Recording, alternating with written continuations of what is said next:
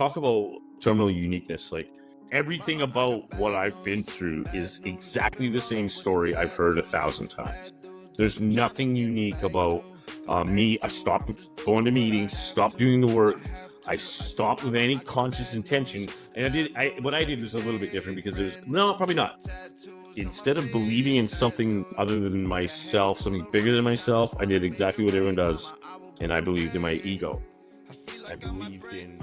Hey guys, so that was my weekly co-host. I so love that he's back, Ryan Bathgate. Hey, listen, if you enjoy the content, if you can go ahead and just give that a like, comment, share, subscribe, whichever it is on whatever platform, all of the above, that'd be great too.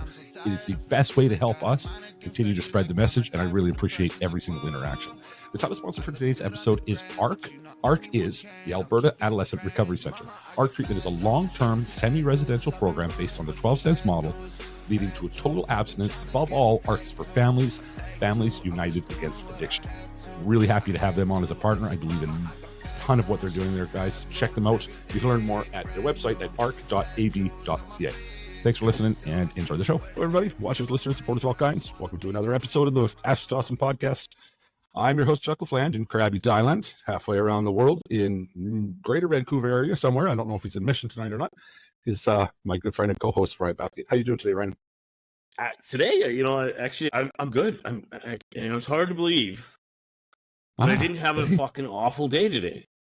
And more of those on the horizon. More of those on the horizon. And that's just it. Dude, honestly, like, man, it like everything that we put effort into somehow, and everything that we practice somehow translates into whatever the goal is. Like we were talking about, how the growth of the show, you put so many hours into this, and finally there's starting to be, you know what I mean? We're starting to see some forward movement. I've literally dedicated the last 100 to self-care, to, a renaissance. I'm going to use a term that I stole from Stacey Wilson, a renaissance of recovery. And, I still have a mountain of stuff that I could be really upset about and really drag me down. But you know what, to be honest with you, I today, I'm going to say maybe for the first time in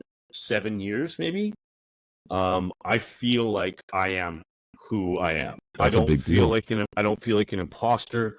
I don't have any secrets. I don't have any lies that I need to cover up. You know what I mean? It's just like, to quote Martin Luther King, from hillside to mountaintop, let freedom ring. And that's, it's a state I'm in, and I don't know. I have to attribute it to metaphysics, and I hate being that guy. But is. Bring that back, though, and just to keep it relatable, and I like to get on you for that sometimes.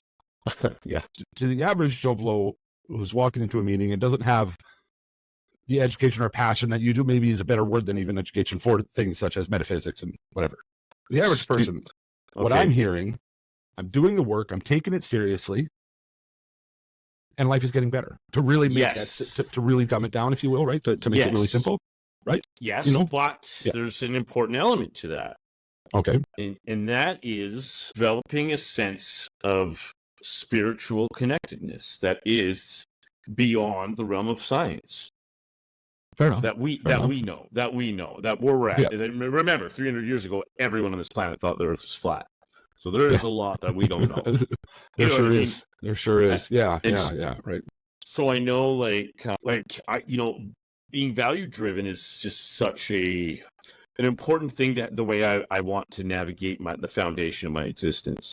And so, what I'm saying is that if I identify as courageous, empathetic, understanding, honest, integral, and if you ask me who I am, that's my identity, is my values. And so, and I can say that today with for the first time in a while, long time, right? And so I mean, my like I said, the relapse started probably in 2017, but didn't happen until 2019. Yeah. Do you know what I mean? Yeah. And there's significant... such a common thing that it you is, hear, right? That's a long timeline relative to what other people will talk about. My relapses are like a week from inception to culmination, right? But So 2 years. Yeah, no. Like, I take cunning, baffling, and powerful to the extreme because, like, and you know, like, talk about terminal uniqueness. Like, everything about what I've been through is exactly the same story I've heard 1,000 times. There's nothing unique about me. I stopped going to meetings, stopped doing the work. I stopped with any conscious intention, and what I did was a little bit different because it was probably not. I instead of believing in something other than myself, something bigger than myself, I did exactly what everyone does, and I believed in my ego. I believed in being right and being, smarter than everybody. That shit, I think at some level, I was listening to another. It's an up and coming podcast. Some friends of mine out of Montreal called 12-Step Crashers. And I was listening to their conversation, and our conversations as of late just keep coming into my mind when I hear things like my fears are different than everybody else, or you know what I mean? And I keep thinking like, no, they're not. They are, because we're all unique. We are unique in our own way. But at the end of the day, no, right? No, I'll put a twist on it. So I think that I am. And obviously you did the same for a long time, but it is the same shit at the end of the day. We are all very, very alike when it comes to that, right? And I think I can actually explain that with a little bit of logic. Do so. What we don't have unique to us is the range of emotions. And emotions are, to me, I see them as like a pool that we all swim in. And you know what I mean? And we share. So we all have, I say love, you know what that is. You have that for you. I know what it is for me. But if I say, the corner of 206 and 96 in Surrey, you don't have any clue what that is. Of course not. So that's a thought, right? So my thoughts actually are mostly fictional because thought and the now don't hold the same space at the same time. So that means that most of my thoughts are about fictional happenings or my perception of something, right? And that makes me not connectable. But when it comes to emotions, that's where the connection happens. And it's so that's pure. Universal, right? Yeah. Right. Yeah. Because when I say like, man, I'm fucking hurt, like, you know what that means. You know what I mean? Yeah. I'm feeling neglected. I don't feel heard. You know that you have your own version of that. You can relate to that every time. Exactly. Exactly. And so, but when I talk about thought, like, that's why thought is just like, it's really good for stuff. Don't get me wrong. Like, we need cognitive thought. It's absolutely essential. But otherwise, we're all living in a chimp's life, right? So, yeah. Exactly. And then, to quote Alan Watts, thought is a wonderful servant, but a horrible master. Yeah. And so thinking. You know what I mean? And so the master of me needs to be in my heart, and it needs to be connectedness. To do what I do and bring that back to a very relatable place. Overthinking. Overthinking is underfeeling. Overthinking is underfeeling every time. Right. Well, for me, and I'm not disagreeing with you, I'm just kind of a different take on that. For me, overthinking turns into overfeeling quite a bit. Hey, just a quick interruption to let you know about our special sponsor for today, which is the Yatra Trauma Center here in Krabi, Thailand, where I reside. Of course, they treat trauma. They do it very, very, very well. So check them out, guys. You can do that at the website, huapodcast.com/trauma. You'll find all their contact info, plus a bunch of episodes that Mike Miller, the head clinician, has done with us, talking about trauma therapy, talking about, of course, recovery. That's our thing. And he's just a wonderful guest and wonderful speaker. I went there for their residential treatment program, completely changed my life, and hey, I never left Thailand. Anyway, check them out, guys. Hope you enjoy the show.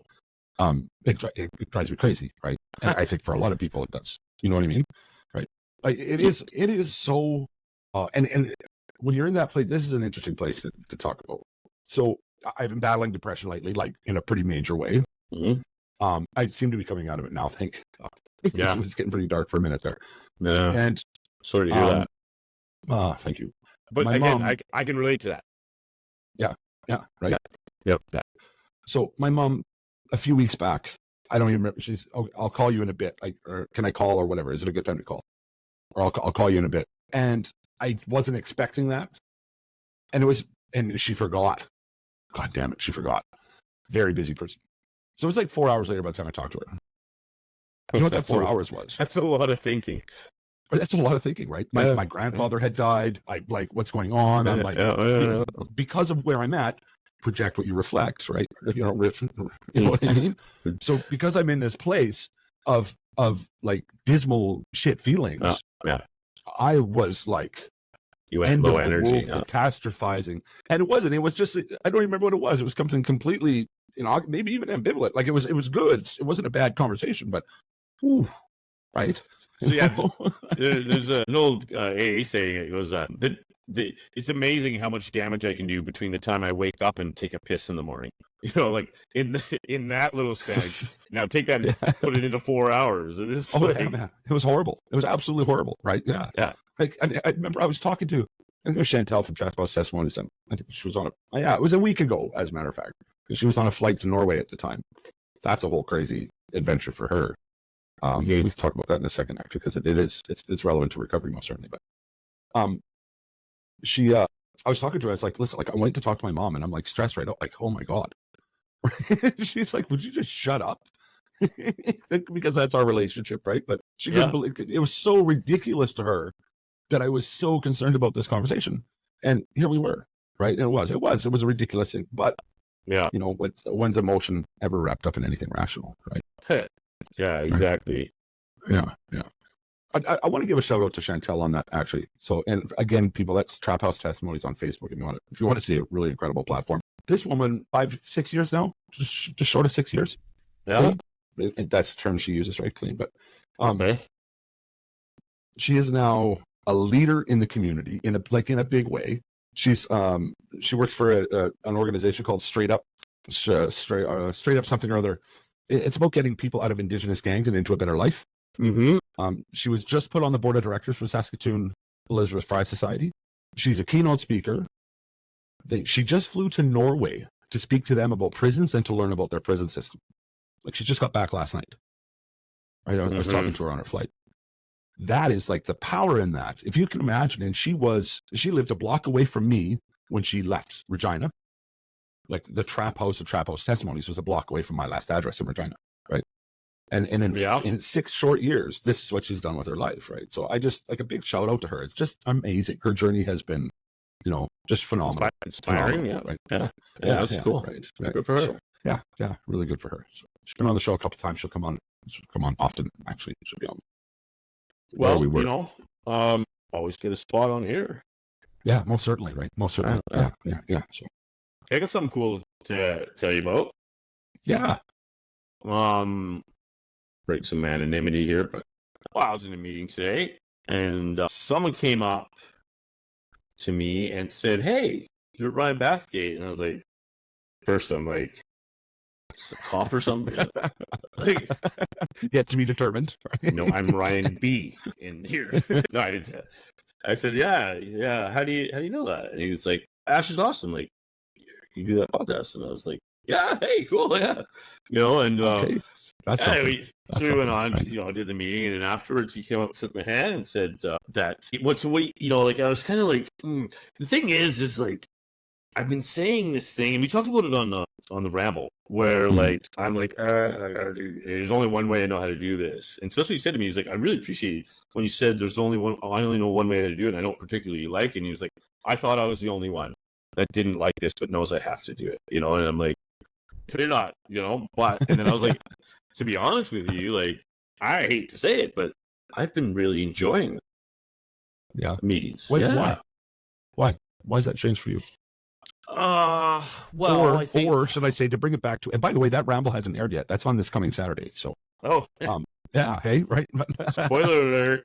Yeah. I think he was probably referring to the reel that I released from the Ramble. Where it was the first episode. Oh, okay, fair enough. Okay. Yeah. And has been mentioned a few times, but yeah, and I think I clarified that with him. He did watch. I'll bring that back because at one point in this Ramble coming up, Lisa asks you, Dr. Lisa, for anybody who's not familiar, about whether or not you really don't like going, or whether that's you doing something else in your brain. Holding on, right? So then I'll ask you again, because I kind of like going. Did you really not like going before, or was it just your ego kind of stopping you from liking it, right? From just enjoying the process? Well, right? nah, or there's smoke, there's fire, right? Like there was again, it's about like my own health. As it deteriorated, I would project that to the things I didn't like in the recovery communities. which there are, whatever you look for, you're going to find. You know what I mean? Yeah. And like, and so I was looking for like inauthenticities and people that are full of shit, and like, and being like, I fuck this. And the slogans on the wall started pissing me off. And, I took those things and I turned them into something. And if you look at it, like I said coming back and powerful, because that's part of this. Is like, I'm an addict. I'm many more things, but part of me is substance use disorder that I have, and that's never going to change. But my mind wants to change that. My ego wants to change that, and what happens is like I start to pick those things apart. Is just this thing in action, and I can, if it's a pattern, man. Like it happened the first time through at 8 years. It happened again at 8 years the second time, but the 8 years the second time, it took longer for me to actually finally, pick up a drink. So no, I go in and I sit down there, and there's a part of me that feels at home. Okay. There's a safety to it, or like survivors of a shipwreck, we share a common bond, and that is fellowship is powerful. It really is. And so like the first first meeting I went to, coming back, I joined. It's my home group now. Love them. It's amazing. I love this meeting. It's a tiny little meeting with some really amazing people in it. But like the first meeting I went to, there was like 6 people. I'm like, oh, this is my spot. I'm there. You know what I mean? Because I don't want the show and shines anymore. I don't want nothing to do with that. And so, but until somebody comes up and says, "Aren't you Ryan Bathgate from the podcast?" Well, the thing is I don't. It's a fucking meeting. Well, I don't talk about that in there. No, of course. You know what I mean? And I don't talk about, like, I'm not like, I'm Ryan Bathgate, I'm a counselor. I don't talk about that in there. I want to leave that. For me, it's important because part of my issue is that, like, I just said, well, I don't need to do step 12 because I work in the industry. And like I said it before, like, when I work, it takes from me. Yeah. When I do service work, it gives to me. Does that make sense? And now, that makes perfect sense. There's nowhere that I'm going to do service work counseling. I've never heard of that as service work. So, and it's not a recovery thing. It's or a community thing. And so, I'm just like seeing so many different opportunities once. And it all comes back to humility kicking the shit out of me. And catching up to me and teaching me that I am just as fallible and capable as every other human being on this planet. And I have the same amount of potential, and I have the same amount of brain power. Like there's nothing really that unique about me. And that takes a lot of pressure off, like, to be honest with you. I suppose it was. I guess, so is that what it is about the meetings then? Is it that I get to just strip it all away and just be an asshole sitting here like everybody else? Is that what it is? No. You know what it is? What? My ego doesn't want to say it. I do though. I know. I have developed a deeper understanding of my spiritual experience. There is a connectedness with something that I don't know what it is, but that for some reason, feeling open to something beyond myself, bigger than myself, it's, I'm not alone. I don't know, you know what I mean? And like, where you have addiction, you have loneliness. And so, I'll tell you what, that's a path I'm on right now. So I can really kind of relate. I think we're at different, it's not a spectrum or a line of any kind. So I won't say different places, but our journeys are different that way, I think. Continuum? Not that I can really. Sure.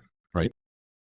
For me, I've always questioned my beliefs, always, right? For a very long time.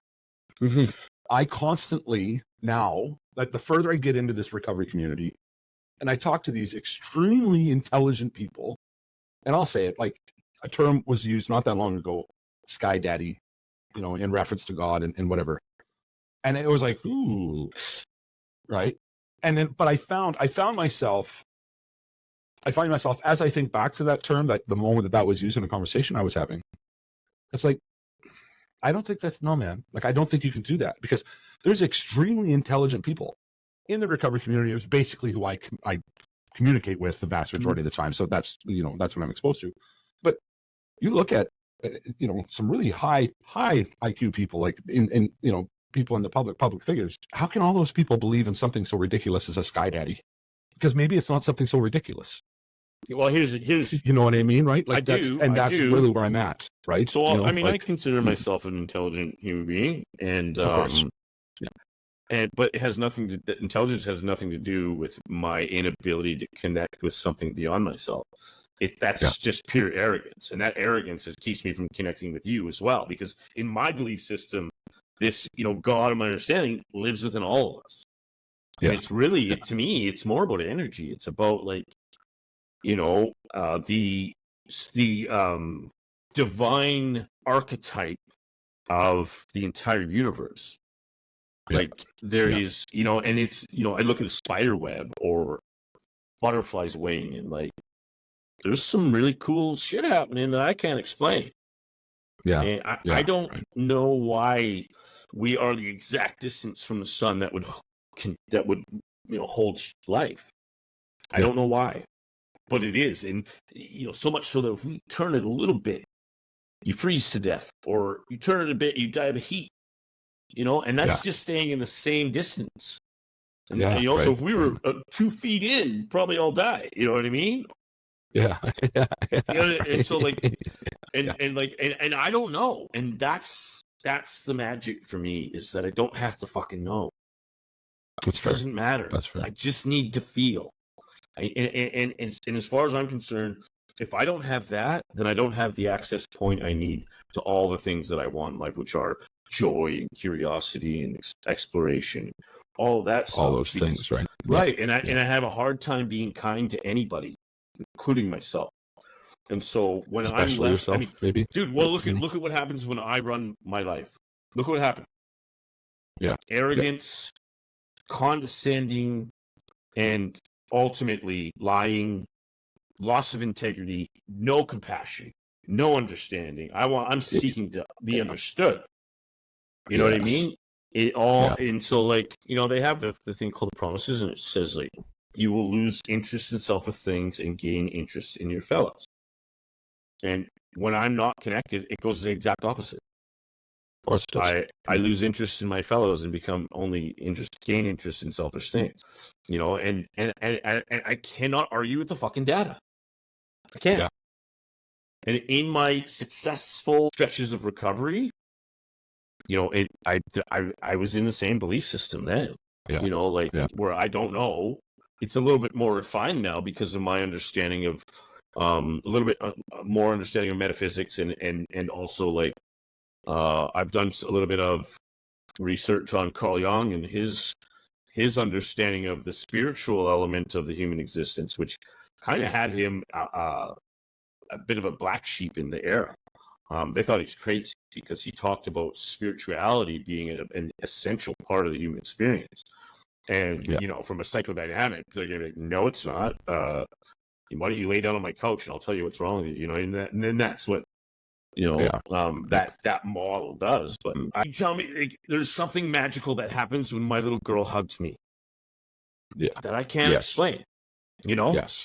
Yeah. And it's something I never forget, which means it's really important because there's enough emotion there to create sustainable memory.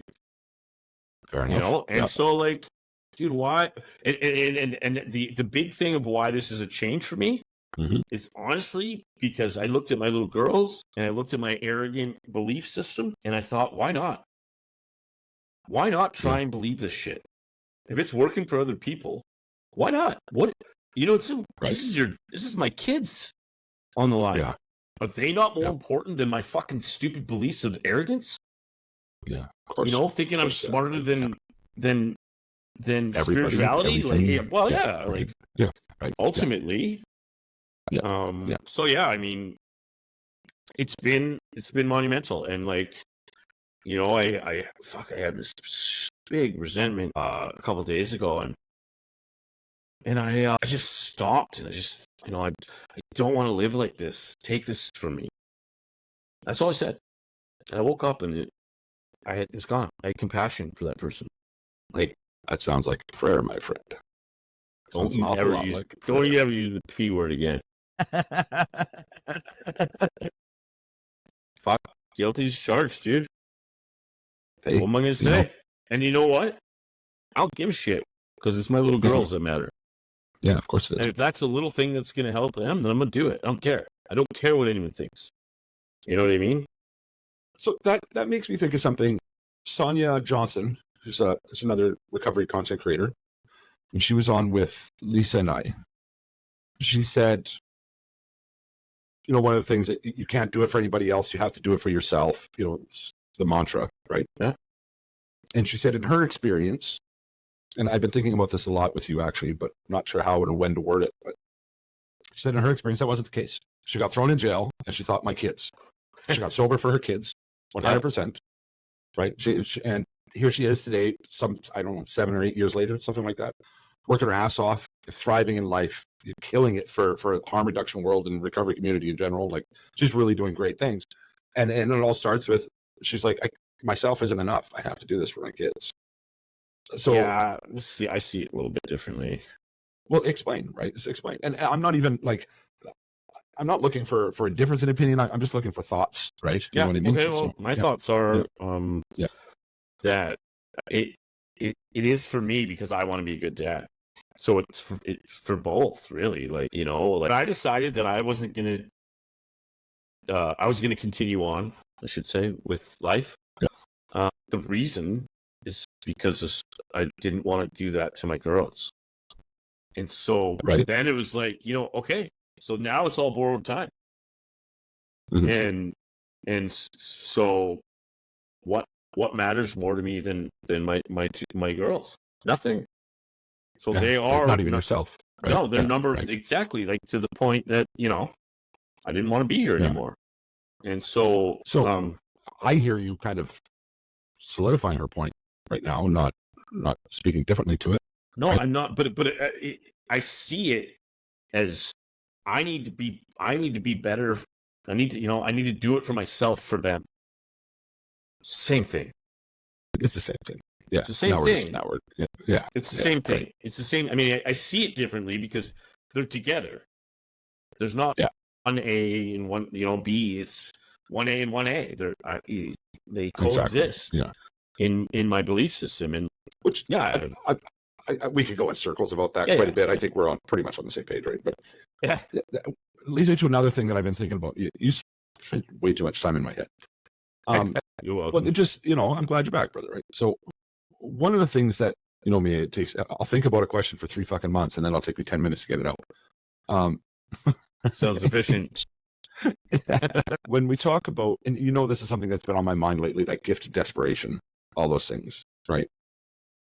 Ifs are hard, right? I mean, you it's really hard to go back and say, but I think you can make an honest crack at it. If the night everything blew up in your life and you had not been arrested and you had just lost your family, do you think that time outside of jail, had you been outside of jail for that time, do you think you would have gone the right path? If you said lost my family, yes. Yeah. Okay. No matter where I spent that time, it doesn't matter. Yeah. Okay. The only caveat I would say is that I might not have been able to stop. And okay, thank you. That's really what I'm trying to get to here. I worded it poorly. But as soon as the idea of wanting it bad enough, you know, there would have been. You're a healthy person who was still at that point with your family until hours before.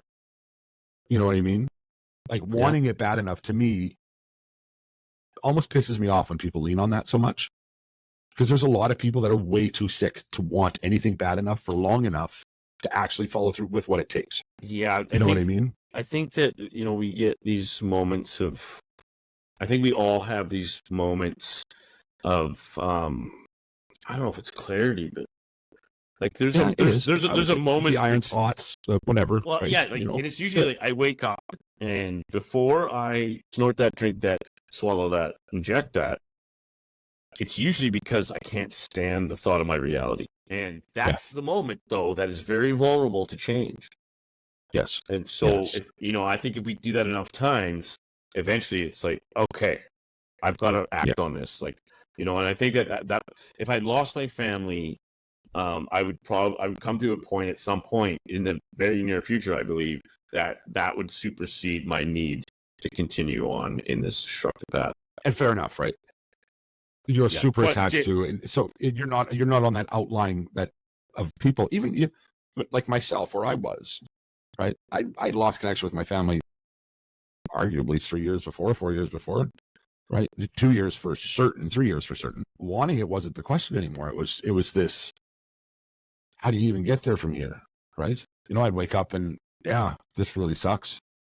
Yeah, I want it, but my brain would just go, well, we know how to deal with that. We got that coping mechanism built in, and off you go. So if you add a layer of somebody being physically sick, and in a really destitute situation, and you say, well, that person has to want it bad enough, I say to you, you're asking somebody sick to make a healthy choice at that point, and that's where I'm getting frustrated with that language quite a bit, right? And that kind of mentality. Think about what that language carries. What emotions behind that? Do tell. Where are you coming at with this? Well, what do you say to me, you gotta want it? What do you think I'm gonna feel? Shame. Yeah, right? I'm not enough. Yeah. Because up to this point, I haven't done it. So clearly, I don't want it bad enough. Like, to me, it's like, we joke around. I don't like the language. I don't. And like, who the fuck are you? Yeah. Who the fuck are you to tell me I don't want it bad enough? Yeah. Like, to me, it's an ego. You're being superior by saying that. In my opinion, we're not training for a Karate Kid fight. No, we're not, you know what I mean? Like this is like real life. Baseball. In baseball, we laugh. One of the jokes we say, when somebody misses a ball, they die for it. We go, you gotta want it, and like it's a joke because you can't fucking do any more than you've done, And so, and I would argue that somebody who's really sick, that's a fair metaphor, right? And somebody that's like, oh man, like so. In the throes of substance use disorder, post-traumatic stress disorder, crushing loss, these all put our mind in a state that would be similar to insanity. In other words, unreliable thought processing. And like lizard brain all the way, all the time. Right. Combined with surviving, with being in actual survival mode for long sustained periods, right? That jail time gave me the space I needed to come out of that fog. Yeah. So it might have been a bit longer, but it would have happened. Well, especially, of course, losing my family, especially, might have taken longer to kick in or whatever, right? But, might have. You wake up your buddy's couch and go, "Oh fuck, she kicked me out, man. This really sucks." Yeah. Well, right? Yeah. It's I think that's the beginning of a lot of really tragic stories. Actually, yes, something similar to that, right? What I mean? And there's a reason that what is the rate of success in treatment is 5%. Something like that. Single digits, right? And like, dude, like, man, the shit I've been through in the last, I want to reframe that. The shit I put myself and others through over the last while. If I didn't have agency, if I didn't have autonomy, and if I didn't have a wealth of experience in recovery, I don't know how anybody gets through this without using. I don't know how. Right. You know what I mean? Like the system, it seems like it's set up to create or recreate exactly the malady that got them there in the first place. I just don't see how this is the way that the medical system is, the judicial system, healthcare system. I mean, that's not part. Well, I guess it is part of your journey right now too. Sure, right? It is. Yeah. And like, which is none of it. That's funny. Sorry to cut you off, but to be related from my own experience, right? I'm sure you've heard me talk about it. When I went to go get ID after being homeless for a couple of years, right? I had to literally go back to my birth name. I had to change my name. No, to not change my name, right? The barriers put in front of me, person with a little bit of sobriety under my belt, a few months at that time, some resources, some family to help me, some stability, some supports. It almost broke me. Yeah, exactly. It almost broke me. Just trying to get ID so I could get a bank account and I could adult. Yeah. Right? Yeah. The irony is you had to have a bank account to get the ID. And you have to have ID to get a bank. Which was like, are you fucking kidding me right now? Right. So, and that's one small hurdle that somebody coming in from the cold, as I like to call it, right, has to get through. Can you imagine the family stuff, the healthcare stuff, the legal, like there is so many reasons for it not to work out in your favor, right? So don't tell me that somebody has to want it bad enough. You know what I mean? Like, just fuck, it's so easy. You know, they come up against wall after wall after wall after wall, and it's like, how badly do you want a sick person? Like, how healthy do you want a sick person to act, and for how long? Let me devil's advocate a bit. Sure, yeah. I also know trying to help somebody that doesn't want help is a fucking waste of time. Yeah. So, like, how do you? To me, it's like when the student's ready, the teacher appears. You know, and like, so for me, you know, like my thing is like, hey, when you're ready, I'm there. Yeah, 100%. But also, it's unfortunate that it is like that, but it is like that. And I think until you get to the wall of somebody not having capacity, and in which case, now we get into the mandated treatment discussion. But like, if you don't have capacity to make good decisions for yourself, if you are not capable of doing that by, you know, after checking off all the boxes and all the protocols, I believe you should be forced into treatment. Dude, right? It's a mental health issue. Right? It's a mental health issue. And if you are having a mental health break, you get certified. Yeah. Which is mandated. Lisa talks about this all the time. Yeah. Right. All the time she talks about this, right?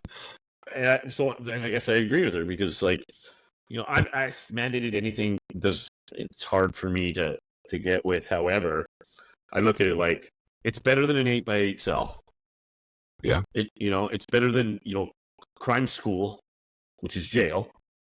Yeah. You know, and you know, it's better than death. Certainly. And the world we live in, that's where we're at. You know, Alberta's doing some really, really interesting things that way, eh? Really interesting. And it's not just mandated treatment is the end all and be all. They are systems. I don't know, if you're up to date at all about what's going on? I'm sure you've heard the grumblings. Of course, being in British Columbia, you're going to hear more grumblings because it's, you know, the focus is very different there. Yeah, but there's a three-part article by Paul Wells, 3-part series by journalist Paul Wells. It's online right now. You can easily find it. Where he really takes a deep dive into what they're doing there. It is not what the optics. It is not. Oh, okay. Yeah, their addictions health ministry is now the addictions and mental health ministry. It's not a basement or not an office in the basement anymore. It's their 7th largest ministry in the province, and they have everybody answering to them. In an effort to, the intentions are very good, whether or not it plays out that way, because bureaucrats are bureaucrats and politics are politics. The intent is to have all the data streaming into one place and have all these systems working together to make one big system.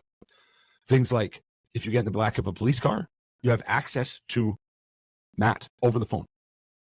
Right then and there, you can get Matt treatment over the phone. The police can call in, speak to a doctor, and actually get you your methadone or whatever if you want to get on treatment, if you want to start that kind of treatment. That's one example. Yeah, right? So like, to me, that's social evolution. Like, do you remember why Ted Bundy took so long to get caught and killed so many people? Why? Because they didn't have a central database. He just would go to a different state. And nobody talked. Washington didn't talk to Colorado, didn't talk to Florida. Yeah. You know what I mean? Yeah. So it wasn't until they caught him that they realized that it was him in all these different states. Because there was no one was talking to anyone else, and then you have egos, and, you know, it's just like it becomes all the shit that happens in there. Yeah, right. Exactly. And right now, I think across North America, it's a bunch of nonprofits and health or government organizations and departments all battling for money. Totally, dude. And honestly, then comes the care part. right? But they all need to be funded. Yeah. So they have to fight for that, right? That's just the reality of them. And then they get to care for people. And it's just, we can do so much better. They even have an office for a systems navigation department set up within that ministry. So that department is to help people navigate all the different systems. They put people in there who are experts on what's going on all over the province, all the different things, and say, hey, listen, this guy and this guy to this guy to this guy. So if you can imagine your social worker having access to all that information, I think it's a wonderful idea. Whether or not it plays out that way. Yeah, honestly, you take a good idea, you give it to North America, they'll ruin it. You give it to Europe, and they'll make it awesome. Honestly, like look at Four Pillars, like work like a charm in Switzerland, and they try to do it here, but because the motives are not public health, the motives are voters, the motives are funding streams, like it's not citizen care. Yeah, whereas they had over. Yeah. Well, yeah, they had. I think Switzerland had the number one on the agenda was the AIDS epidemic in the 80s, and they brought in. I don't want to use that word. No, they brought in government supplied heroin. Okay. Yeah. And what happened is, it fell off the political agenda, and the spread of intravenous disease just plummeted, and the other thing that happened was, is from a social impact, children stopped looking at it as like this sheep rebel thing to do, and they looked at it as an illness or like smoking or like I don't want diabetes, or I don't want heart disease, like I don't want substance use disorder, like you know what I mean, like. And those people that had substance use disorder that were addicted to opiates started to get jobs and started to buy houses and started to reclaim their citizenship while still being addicted. And eventually, most of them worked with their doctors to come off. And we tried to do that here, and it makes me so mad.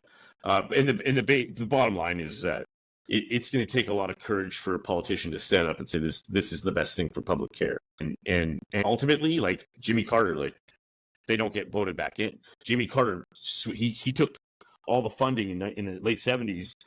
He took funding from policing and put it into recovery, and all these Minnesota model treatment centers started popping up, and he only lasted one term. And then they voted, and then who did they vote in? Reagan. Ronald Reagan. Yeah, exactly. Yeah, right. Like, fuck, I'm surprised I knew that. Yeah, well, it was the 80s, man. I mean, and their whole campaign of, give me a green T-shirt, just say no, like. Yeah, it's ridiculous. And the irony is that they were using, they're using the Sinaloa cartel to train the Contras for their invasion in Nicaragua, and they were doing that by buying cocaine and dropping it into inner cities all over the country as crack, and they basically created the crack epidemic. And meanwhile, Nancy Reagan's got her fucking green T-shirt, just saying crazy, no, like just crazy, just hypocrisy. This is a really good show. Have you watched Snowfall? Yeah, I tried. Didn't take. Oh man, I was like right through the last season, all one binge. Right, I think it was 7 seasons long, and I watched it completely all the way through without watching another minute of anything else. Right? I think I did the Queen of the South, which was like that was good too. That was good. Yeah. And I like all the Narcos, but I tried it. Maybe I'll try it again. I just finished Shogun. Yeah. That was pretty good. Is that good?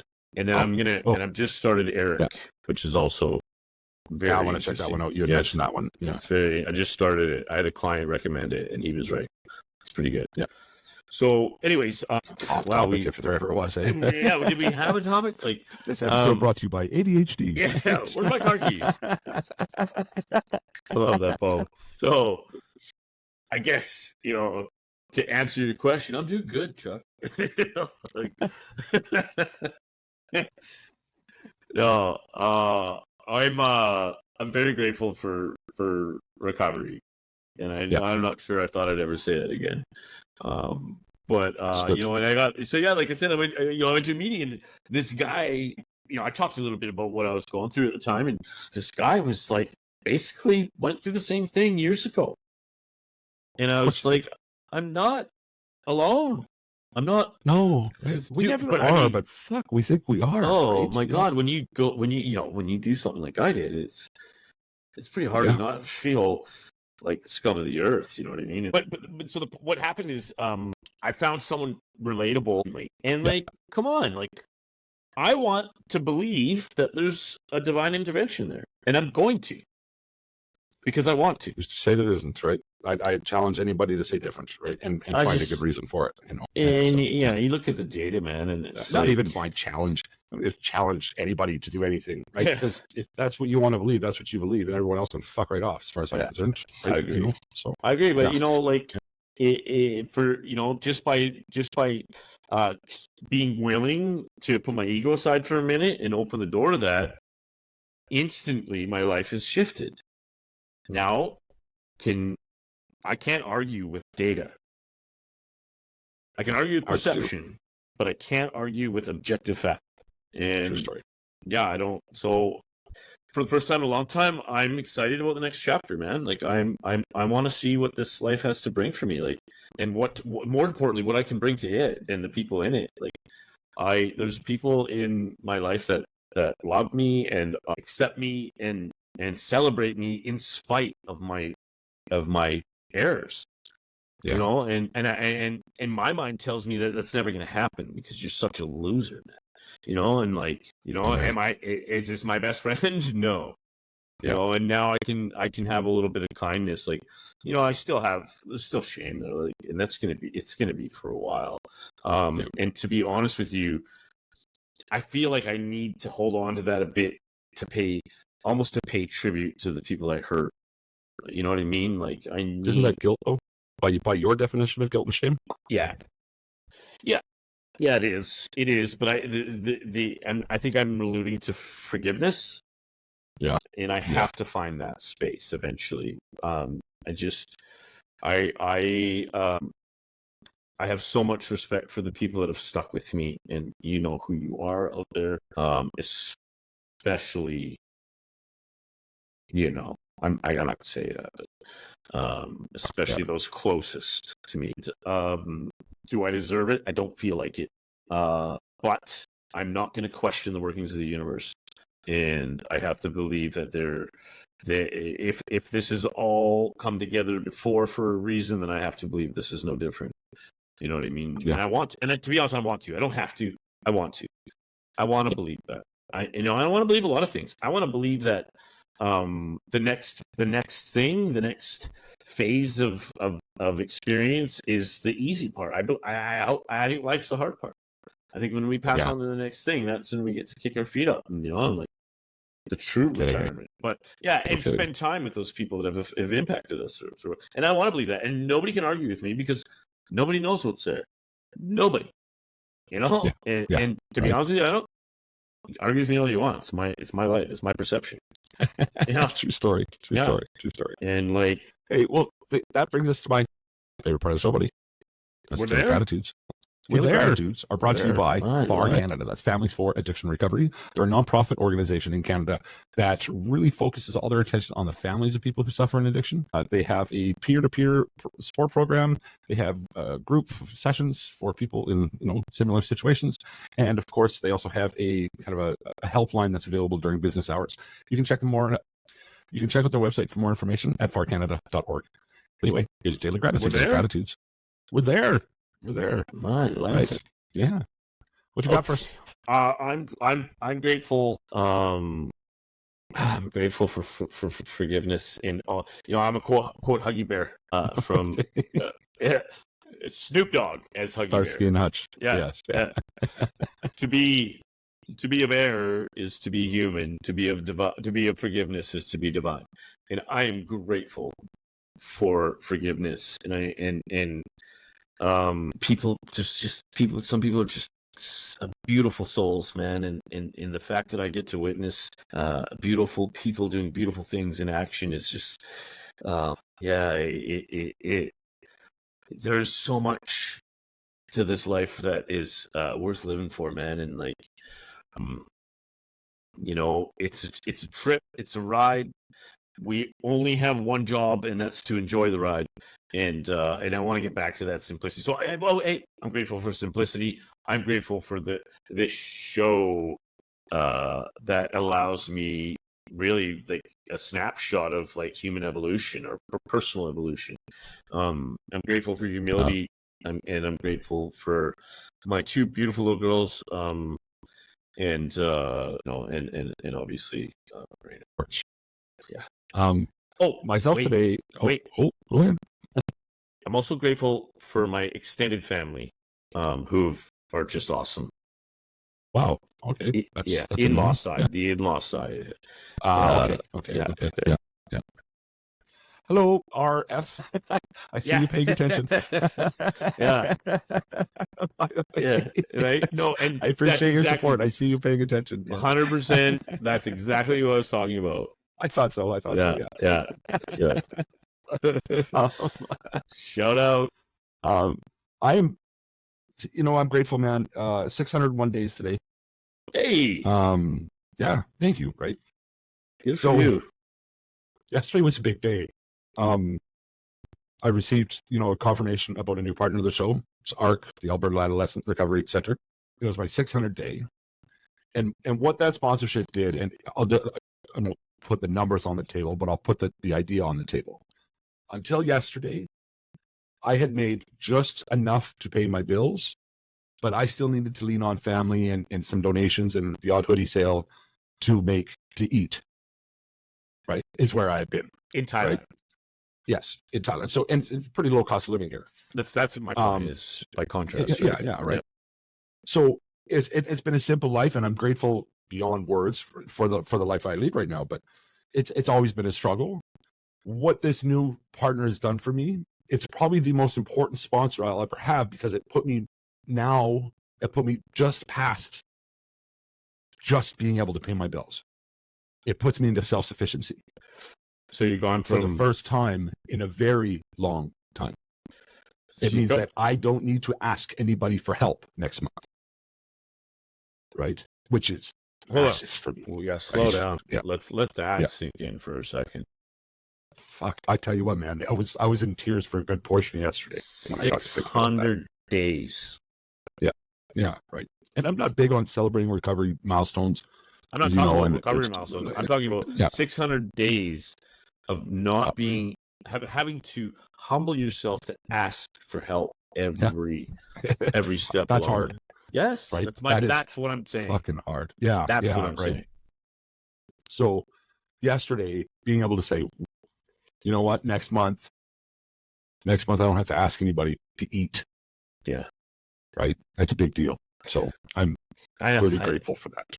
I said in the beginning, you can't work this hard at something good and not have the outcomes start to happen. Yeah. So, very, very grateful for that, for that whole experience, which extends, of course, to my existing sponsors, because it's because of them that I'm at a point where I can pay my bills. Right? You know what I mean? Yeah. The Yatra Center here in Thailand, and of course, FAR, and more than that, it goes back to Revolution, when they were one of my first sponsors. TWC was my very first sponsor ever for the show. Right. I ate off that money for a long time. I really did. So without that, and then every single person that has donated $20 or bought a hoodie or more money or whatever has been, a computer. Those don't take away from that. Well, I almost lost the ability to work. Yeah. Right before a couple of very generous women in my life stepped up and helped me purchase that. There's been so many people that get me to where I am now, and that's the financial aspect. It takes a village, right? And then you want to talk the mental health, the recovery portion, all of those things, right? Just the social, having connectivity again. That part has just been absolutely amazing. So, to be able to say that to feel like a man again is a big deal. It's a big deal, and there's a lot of people to be grateful for to get me to that point. Yeah. That said, I'm also grateful to every single person who continues to like, comment, share, do the things, smash the subscribe button. You know what to do. Every time you do these things, you're getting me a little bit closer to live my best life. My best life is to make a humble living, spreading the message. The message is this: if you're in active addiction right now, today could be the day. Today could be the day that you start a lifelong journey. reach out to a friend, reach out to a family member, call the detox, go to a meeting, pray, go to church. Do whatever Ryan's doing these days. I don't care. Do whatever it is you got to do to get that journey started, because it is so much better than the alternative. If you have a loved one who's suffering an addiction right now, just take the time to listen to our conversation. Please just take one more minute of your day and text that person, let them know they're loved. Use the words, You are loved. a little glimmer of hope just might be the thing that brings it back.